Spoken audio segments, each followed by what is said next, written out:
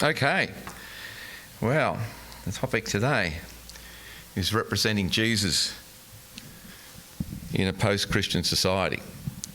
Now, to understand this topic, I'll probably need to talk about what a post-Christian society is and how we got here. Let me just make sure that's right. Okay.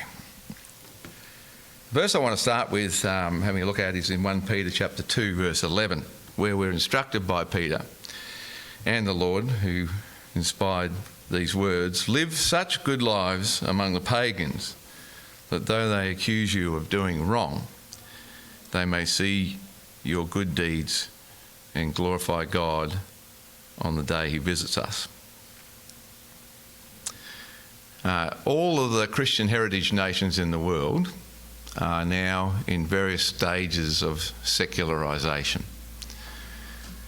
And although they could have been called Christian countries, Australia could have been called a Christian country, the US could have been called a Christian country, many of them could have been called Christian countries in the past. They have now been secularised, and so they are no longer Christian countries, but they're Christian heritage countries or nations. And there's three distinct stages of secularisation of these Christian heritage nations that I want to just dwell on. Because I think to understand how we apply these verses to live good lives among pagans, we need to understand how we got to where we are and what our society looks like today and how we position ourselves in that.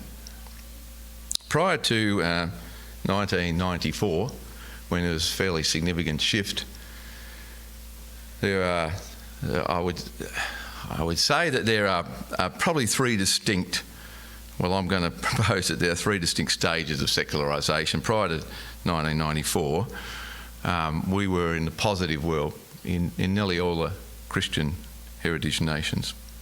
And the positive world for Christians was that the society largely retained most of its positive view towards Christianity. Publicly being a Christian was a positive thing. To say that somebody was a fine Christian man or a fine Christian woman was a very positive thing in that society. It was actually to be a Christian and to be a public church-going Christian was a status enhancer. And Christian moral norms and the basic moral norms of society, and violating them could bring negative consequences.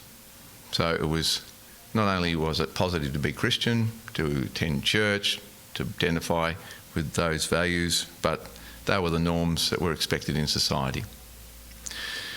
Then from 1994 to 2014, there was a shift into what we could call the neutral world.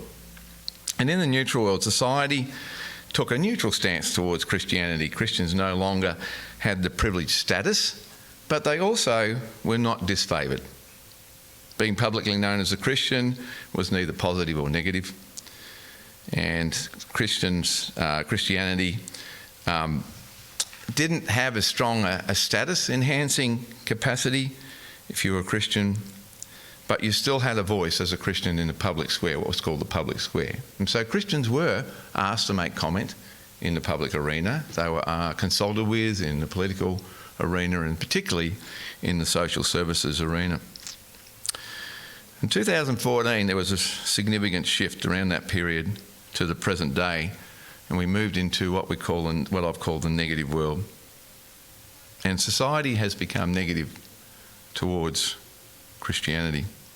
Being known as a Christian now is a social negative, particularly in the elite domains of society, particularly in universities, education, politics, social services, and moral standards.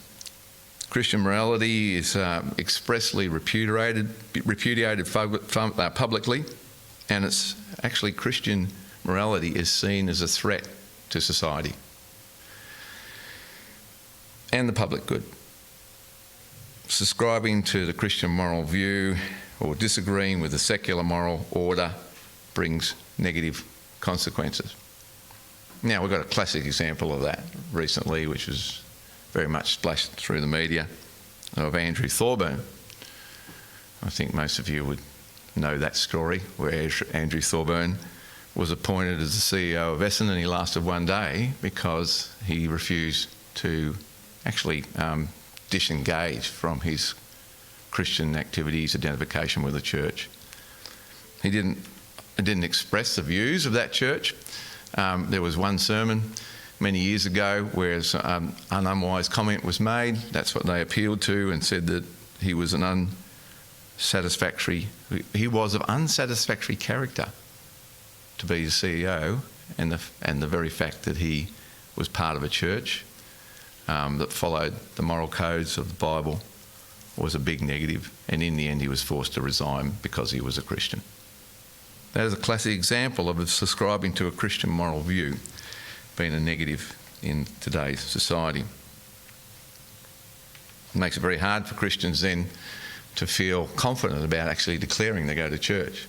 They're less positive even in their own perspective of their faith. I find now that if, let's say I'm getting a haircut and I mention, somebody says, what do you do? And I mention that I'm involved in a Christian movement and I serve the Christian movement, they just change the subject immediately. In the past, I would ask you all about it. So, we've got to ask the question, now we find ourselves in this negative world, how do we respond? Well, I think it'd be good also in understanding how things have moved is to look at how the church has responded to these various stages of secularisation. The positive world, the response of the church in the positive world was really more of a cultural war strategy. That was the strategy of the church. In the 1970s, it's part of the response to the sexual revolution and the moral deterioration of Western society, where movies and the media started being a whole lot more contrary to the beliefs and values of the Bible. That was when the church took a cultural war strategy, also known, and it was championed by a number of groups of people who align with what was called the religious right. And the best known movement in that positive world era was the religious right, the very name of an organisation that really led that strategy, Moral Majority, formed their name. It was a big organisation, big movement right across the world called Moral Majority, and it was actually in America mostly that it was organised. And they built that name and that strategy around the view that the majority of people in society had an alignment with the moral views of Christianity, and they were right. And so what they were saying was, we represent the majority of people in our society, and so we're going to fight this cultural shift. And so they took on this war of fighting what they saw was the degradation and deterioration of the Western societies. There's a number of champions of that era that some of you might have heard of: Jerry Falwell of Moral Majority, Pat Robinson of Christian Broadcasting Network, James Dobson of Focus on the Family, Ralph Reed of the Christian Coalition, and Reverend Fred Nile was in Australia, who was a political figure that was very well known.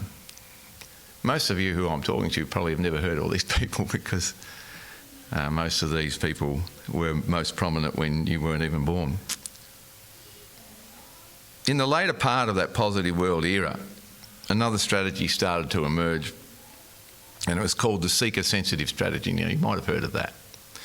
It was most associated with the 1970s mega churches such as Bill Hybels' Willow Creek and Rick Warren's Saddleback Church. And the strategy really was a prototype for how the church shifted in dealing with the neutral world.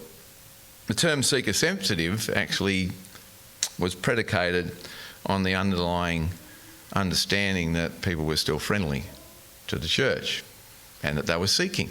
And so all we needed to do was change the culture of the church and how we approach church, and people would come because they are actually seeking. So it made this assumption that Christianity was positive and that people in society were actually seeking to engage with the Bible, with Christians, with God.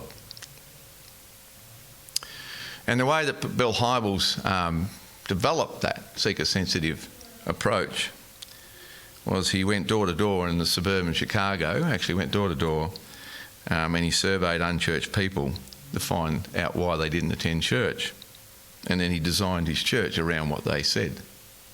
And it was a massive church. And then it spread all over the world, and Bill Hybels used to travel all over the world teaching people about this seeker-sensitive strategy.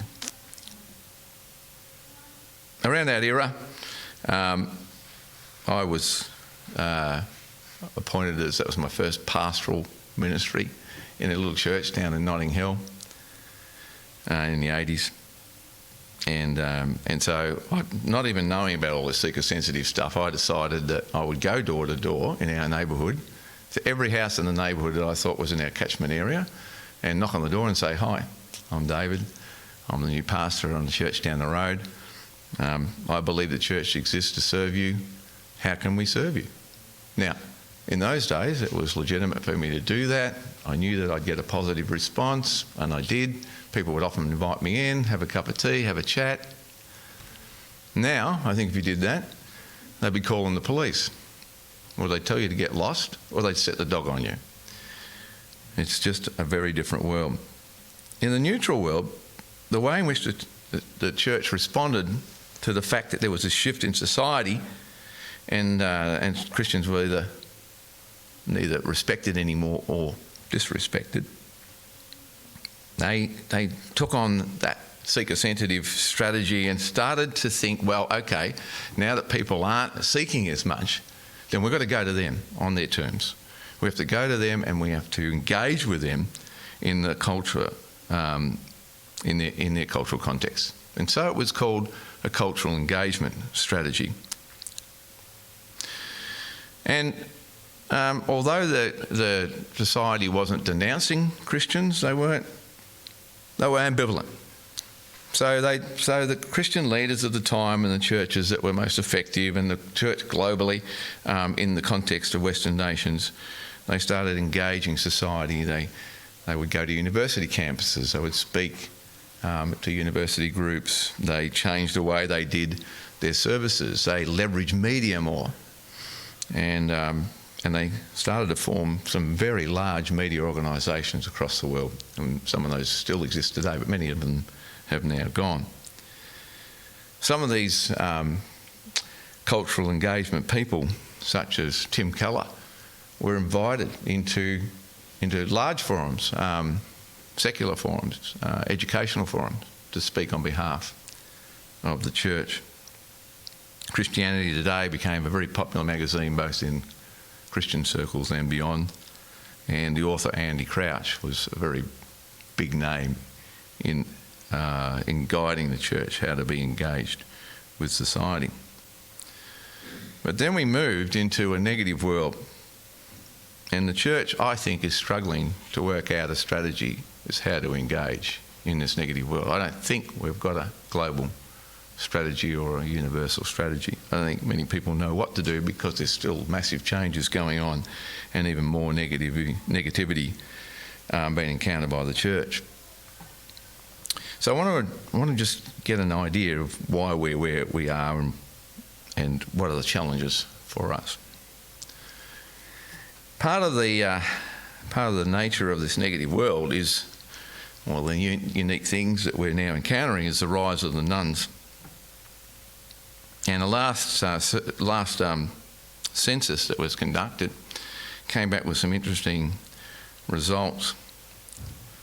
For the first time ever, Christianity, or people who identify as Christians, were less than half of the number of people who didn't. In 2011, in the 2011 census, 61% of people identified as Christian. In 2021, 10 years later, only 44%. The other thing, though, that is very significant change is in 2011, 22% of people identified as having no religion. And in 2021, 39% said they had no religion. In the municipality area of Melbourne, there's something like 60% who identify with no religion. So people not only have become less identified with Christianity, but they've actually said, I don't even think about spirituality, I'm not interested, I don't have any religion. We encountered this in some of the ministries that we were doing around the world with young people. We went into some of the most secular societies at the time. In Eastern Germany, we conducted a number of surveys in the early 2000s. Went up and we asked people like we did, thought, oh, well, we know what we can do. We know how to engage young people in conversations about Jesus and God. And we just go and do these surveys and say, so what is your concept of God? And the answer, what we consistently got was, well, I've never thought about that, from young people. Now in our society here, often that will be the response. Well, what do you think of God? Well, I don't. Bit hard to have a conversation about God if people don't even think about God and have no interest at all. But now they also have a negative view of Christianity. So that's the next thing that we've seen. It's associated with this negative world which we have to overcome, and that is the loss of credibility of the church. One of the reasons why Christianity has become such a negative for people is because of the institutional sexual abuse that occurred in the church, was exposed in the research that was done by the government, and in the end, because the church collectively failed in its duty to protect the most vulnerable people in our society, the government had to act. That then became one of the main drivers of this negative world that we're in now with regards to Christianity. Secondly, evangelical leaders across the world started to be exposed as failures. Bill Hybels, who I just mentioned, was a champion of that really effective cultural engagement response, was found to be flawed morally and has lost all credibility. And I could go through a whole list of very prominent evangelical Christian leaders that over the last 10 years have been exposed as being fundamentally flawed morally and in many cases predators of those who are vulnerable. Then the other issue that has acted to accelerate this negative perspective of the church was the polarisation of the church. The church no longer became the cultural warriors fighting the rise of secularisation. The church started fighting each other. And so what people saw was Christian leaders fighting each other. I can remember in this era, I do a lot of reading, research, I try to understand what's going on, and I started seeing all these books coming out that were written totally focused on somebody else's opinion. And so all these books are now out there of Christians fighting each other, saying, well, I disagree with this is my perspective on this particular issue and this particular issue. I see you nodding your head because you've seen that. In fact, I read a couple of books thinking it was going to address certain issues, and then they started attacking other people. And go, goodness me, how did we get here? Another thing that is unique to this negative world that we live in is the loss of voice in the public square. Public square is where people come together, and often people who have something to say I listen to, who've got comments on social issues, on society, on values. In nearly every case prior to this rise of the negative world, Christian leaders were asked to make comment, were invited into consultations. When I first came back from the States and I took on this role of the Director of Christian Community Churches, and that was in 2014, so that was right at the beginning of this negative era. I'd been out of Australia for 10 years, came back into Australia expecting things to be the same. Now, when I was head of Youth for Christ in Australia, actually even in Victoria, Melbourne, I was often asked to be part of consultative groups about how to respond to needs in society. I was invited into a number of quasi-political environments where there was ministers of education and social services, and we were discussing how to have a response to homelessness and various other things. So then I hear, the church leaders of Melbourne have been invited to come to Parliament House because they want to consult with us about a certain issue, which I felt we needed to have a voice on because where society was going, the new laws they were bringing out, I thought we needed to have a strong Christian voice on that. I went along to Parliament House, got through all the security, sat there with other church leaders. A minister came out and said, this is what we're going to do, this is what the legislation is. Walked out, no questions, that was it. We leave, and then in the media next day, the Premier of our state comes out and says, we consulted with church leaders, and so now we feel that we can implement this legislation. The consultation was a farce because they no longer felt there was any value, but they had to actually say that they had consulted. The reason they did that was to satisfy the people in the church, to say, well, we did consult with them. That happened one other time, and then I refused to go to those consultations anymore because what they were using was they were leveraging our presence to push an agenda where we were totally disagreeing with. And so we've lost our voice in the public square. We're no longer invited as Christians into that arena where we can shape society, or at least have a voice in society.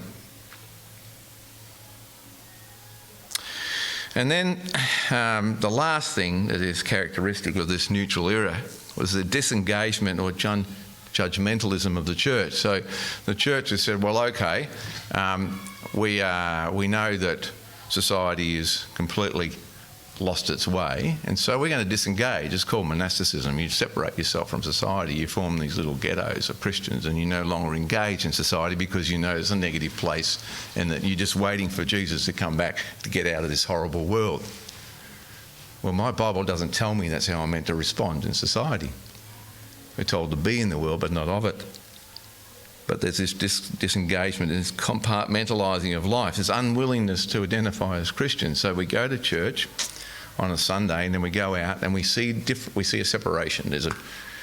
Go to church, you be a Christian, it's easy, you agree with everybody there, and then when you go out in society, that's a different world and you don't need to say anything about being a Christian. There's complete separation, disengagement and compartmentalising of life. And then the other side of that coin is judgmentalism. The champions of the faith have now become judgmental. And judgmentalism is always fueled by self-righteousness. I'm right, you're wrong. I'm perfect, you're not. I've got all the answers, you haven't. And there's a number of journalists who have written about this lately, and actually a number of years ago one journalist said, Christians have all the answers but no questions. They don't want to hear from anybody else. They just want to tell everybody what's wrong with them. Unfortunately, in our broader family, there's people who are believers and those who aren't, and those who were and aren't, and so we've got a big family group, and then of course, what do we have? WhatsApp, and we have our group, and then we've got Facebook, and one of our more fundamental, judgmental family members decided to take on one who was least, and started arguing with them about their perspective on a particular issue. And the way they argued was, you're wrong, I'm right, and by the way, this is what the Bible says. And the response to that was, I no longer consider the Bible as having any validity in this world or in my life. So that takes away, then, this tool that this person was using to tell this other person they were wrong. So what are we doing as a society that actually probably don't even know what's in the Bible? And then if they do know what's in the Bible, maybe even know a little bit about the Bible, they say it has no relevance. When you've got the Premier of your state coming out and making public statements that a whole lot of the moral and ethical values in the Bible are bigotry and should never ever be a valid rule book for life, then you've got a problem. And you can't appeal to the Bible to beat somebody over the head and tell them they're wrong if they don't think the Bible has any value.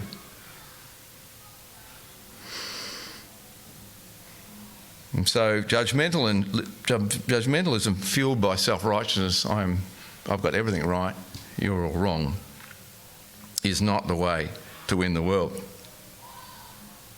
What's missing in that perspective, in that positioning, is humility.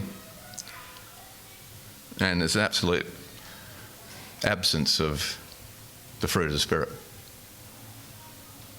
especially love, patience, kindness, and gentleness. As Jesus showed, humility is a much more effective evangelism strategy than self-righteousness. And if self-righteousness is all we've got left as a church, then we've lost our way. And so I don't think that self-righteous, we're right, you're wrong, is the way to go. That is not the strategy that we should be using to win the world. What I suggest is that the strategy we should be using, the evangelical strategy that we should use in this post-Christian negative world, is pretty well captured in 1 Peter chapter 2. I want to go back to 1 Peter chapter 2 and verse 1, verse 11 and 12.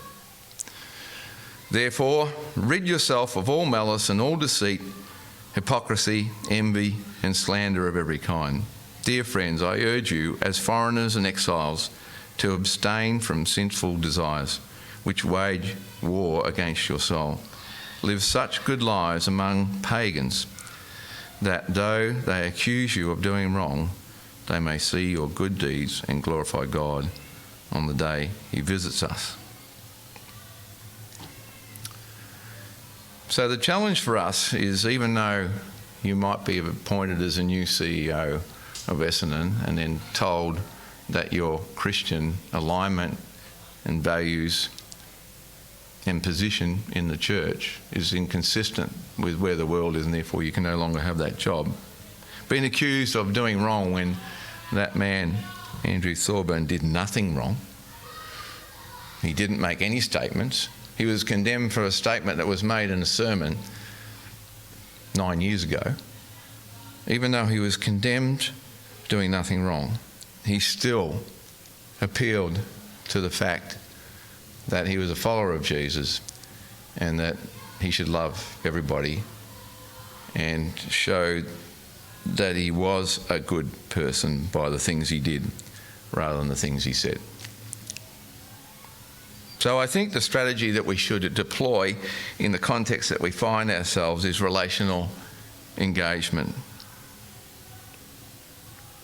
I think that focusing more on relationships rather than on events, activities, inviting people, arguing with people, telling them that they're wrong, saying that we're right. Just relational engagement is the way to go. Service and generosity to people rather than institutional responses. The church, I consult with churches all the time. I consult with churches all over the world, but I particularly consult with churches here. How do we engage society? What do we do to engage? What do we do? How do we change our services? Was the question I was always asked. Well, they won't come to our services anymore, so how do we get them to come to our service? I said, well, don't have the strategy of getting them to come to the service. Go to them. Find ways that you can engage them in society. That might mean getting involved in the food bank like they are out at Windlife. It might mean helping somebody out who you hear has a need. Going out and attending events that other people have organised, not church events. Finding ways to identify needs in society and responding to those needs. Listening rather than telling. In Youth for Christ, we were equipping millions of people all over the world to be effective in reaching young people who were the most secularised demographic in the world at the time we were doing that. And we deployed a mechanism or a strategy called 3-story evangelism. And 3-story evangelism is your story. The first thing I'm going to do is listen to your story. Tell me about who you are. Tell me about your story. Tell me about your life. And then when you do that, That's the first story. You've got their story. They're often going to say, well, tell me about you. And so your story gets interwoven into that conversation. You get to share your story. And when you start sharing your story, if you've got a relationship with Jesus, God's story comes into your story. And that's the three-story evangelism strategy that we were using. So how do you deploy that in a context of I went along to a youth training thing with probably 800 kids, teenagers there. I went trying to teach them how to do three-story evangelism. The first day we spent teaching them how to listen, how to ask questions, open questions, and listen. I had a lot to do with Christian surfers throughout my life, and I was at a conference, speaking at a Christian surfers conference, and I was asking around, who's the most effective evangelist you've got? And they said, oh, this guy over here, he wins people to Jesus all the time. So I went and talked to him, said, what do you do? He says, well, I paddle out the back while we're waiting for a wave. He says, I paddle over to somebody and I ask them about themselves. And eventually they'll ask me about myself, and I say I'm a Christian. And he says, so are you a Christian? And they say no. And he says, why not? And he said, while we're waiting for all the waves, they tell me all the reasons why they're not a Christian. And I listen. And then I tell them reasons why I am. And that was basically three-story evangelism. And he was winning all these people to Jesus. So I think relational engagement is the strategy, not fancy services, not doing things in contemporary ways, and not fighting and condemning people. The church is often, when it gets noticed in the public arena now, it's because they're making ridiculously accusatory statements, condemning somebody, pointing out the differences in the moral values of the Bible or the moral values of society, and certainly there are. But I'd much rather introduce somebody to Jesus and let Jesus tell them how to live rather than me telling them how to live. In Colossians chapter 4, verse 5 and 6, we read, be wise in the way you act towards outsiders. Make the most of every opportunity. Let your conversation be always full of grace, seasoned with salt, so that you may know how to answer everyone. Just want to leave you with this one fact. We might think that there's no way we can reach anybody in this world, that the world has become negative and that's not possible. And Australians aren't interested anymore in God or Christianity. But in a recent survey, an extensive survey of Australians, 31% of Australians said they would likely go to church if they were invited by somebody. And when you look at who that somebody is, somebody who they had a relationship with, they qualified that somebody, and somebody they trusted. So, relational strategy is the answer. Somebody isn't going to come to church if you just go on the street. Well, they might, but it'd be much more likely somebody's going to come to church if you've gone and helped them move house without being asked, or if you've been present in their life at moments when they really needed you, or moments when they're celebrating. They've got a relationship of trust. If they're invited by somebody they know, who they trust, 31%, at least 31% of people said they'd come to church. So the door's not closed, but the strategy has to change. Let's pray. Jesus, we know that you came to this world, and this world rejected you. They hated you, they attacked you, and you responded in love and grace and sacrifice. Help us to do the same. We now find ourselves in an unfriendly environment, but at least there is now a vast contrast between those who follow you and those who don't. And we have an opportunity not to tell people why they should become followers, but to show people by our love who you are. And I pray that you help us to do that more effectively. In your name, Jesus, amen.